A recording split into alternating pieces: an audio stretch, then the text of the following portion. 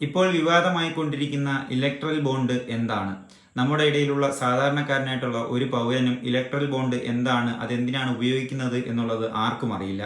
ഇതിനെ ലളിതമായിട്ട് ഞാൻ പറഞ്ഞു തരാം. നമ്മുടെ രാഷ്ട്രീയത്തിൽ ഒരുപാട് പാർട്ടികൾ ഉൾക്കൊള്ളുന്ന ഈ രാഷ്ട്രീയത്തിൽ പാർട്ടിക്കാർക്ക് പണമാണ് എപ്പോഴും മെയിനായിട്ട് വേണ്ടത്. ഈ പണം സ്വരൂപിക്കുക എന്ന് പറയുന്നത് ഒരു ചടങ്ങ് തന്നെയാണ്.